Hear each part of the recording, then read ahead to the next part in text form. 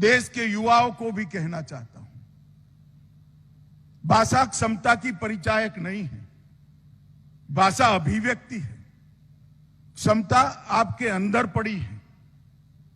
आपकी क्षमता का परिचय किसी भाषा का मोहताज नहीं है।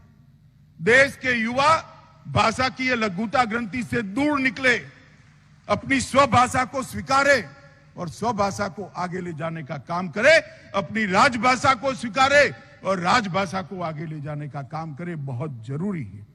जब तक देश का युवा अपनी क्षमताओं के आधार पर अपनी भाषा में अपने मौलिक चिंतन की अभिव्यक्ति नहीं करेगा, वो कभी भी अपनी क्षमताओं को पूर्णतया समाज के सामने नहीं रख सकता, क्योंकि अपने मौलिक चिंतन की अभिव्यक्ति स्वभाषा से अच्छी किसी भी भाषा में नहीं हो सकती। ये हमने समझ कर रखना चाहिए।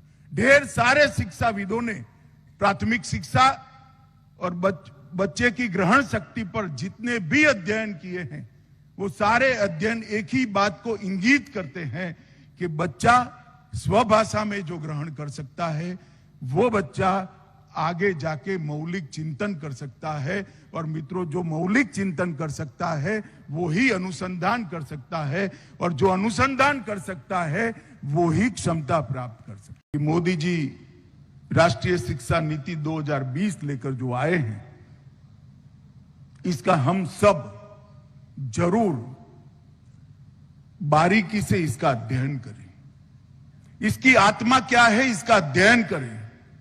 मोदी जी ने नई शिक्षा नीति में, राष्ट्रीय शिक्षा नीति 2020 के अंदर सबसे बड़ा भार अगर किसी चीज पर दिया है तो उस पर दिया है कि प्राथमिक शिक्षा और इसके आगे की शिक्षाओं में भी स्वभाषा का सबसे बड़ा उपयोग होना चाहिए। प्राथमिक शिक्षा स्वभाषा में ही होनी चाहिए। इसके आगे बढ़कर कहा, अनुसंधान के क्षेत्र में भी स्वभाषा का उपयोग होना चाहिए। कोर्टों की भाषा, मेडिकल विज्ञान की भाषा, तकनीक की भाषा और इंजीनियरिंग के पाठ्यक्रम स्वभाषा में रूपांतरित होकर आने वाले दिनों में इसका अनुसंधान भी स्वभाषा में हो, राजभाषा में हो, इस दिशा में ले जाने का उन्होंने बीज नई शिक्षा नीति के अंदर, राष्ट्रीय शिक्षा नीति 2020 के अंदर बोया है। और मित्रों, मुझे भरोसा है कि आजादी का शताब्दी जब ये देश मना रहा होगा, तभी जो बीज मोदी जी ने 2020 में बोया है, एक वट वृक्ष बनकर इस देश की सभी भाषाओं को पल्लवित कर भाषा के क्षेत्र में भी हमें आत्मनिर्भर बनाएगा। मित्रों, हमारा देश भाषाई रूप से बहुत समृद्ध देश है। अनेक बोलियां हैं, अनेक भाषाएं हैं और होना चाहिए। हर भाषा अपने आप में एक समृद्ध भाषा है। बहुत सारी भाषा तो इतनी समृद्ध है कि जिसकी विश्व में जोड़ नहीं है। इस प्रकार की भाषा की ये समृद्धि वाला देश है। मैं इसको हमारे देश का कोई त्रुटि नहीं मानता हूं। ये हमारी बहुत बड़ी ताकत है। हमारी संस्कृति को, हमारी परंपरा को, हमारे साहित्य को इन भाषाओं ने संभाल कर रखा है, संभाल कर रखा है। और इस भाषाओं के माध्यम से हमारे देश के लोगों को, इसकी जड़ों को इस देश के साथ जोड़ने का करें। आज एक बात मैं बहुत स्पष्ट कर देना चाहता हूं।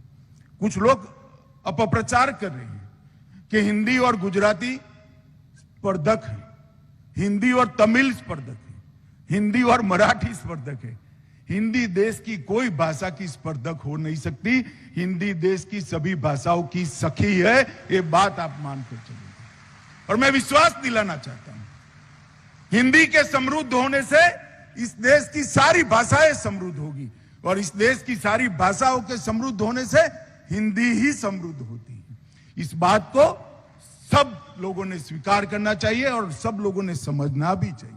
जहां तक भाषाओं के सह अस्तित्व को हम नहीं स्वीकार करते हैं, तब तक अपनी भाषाओं में अपना देश चले, वो सपने को हम सिद्ध नहीं कर सकते हैं। और मैं बहुत मन से कहना चाहता हूं कि हर भाषा को, हर बोली को जिंदा रखना हमारा लक्ष्य होना चाहिए। हर भाषा को, हर बोली को समृद्ध करना हमारा लक्ष्य होना चाहिए। और ये सभी भाषाओं की समृद्धि से ही हिंदी समृद्ध हो सकती है। मगर कम से कम अपने घर में बच्चों से बातचीत की भाषा अपनी रखिएगा। अगर बातचीत के माध्यम से भी राजभाषा सिखा दोगे, बातचीत के माध्यम से भी गुजराती, मराठी, तेलुगु, तमिल, मलयाली सिखा दोगे बच्चों को, तो वो बच्चा अपना रास्ता आगे ले देगा। क्योंकि पूरा देश ही करवट बदल रहा है, तो आपका बच्चा भी इसके साथ जुड़ने वाला है। ये तो मेरा अभिभावकों से बहुत आग्रह है कि एक बार बच्चों को उनके सुनहरे भविष्य के लिए अपनी भाषा जरूर सिखाइए।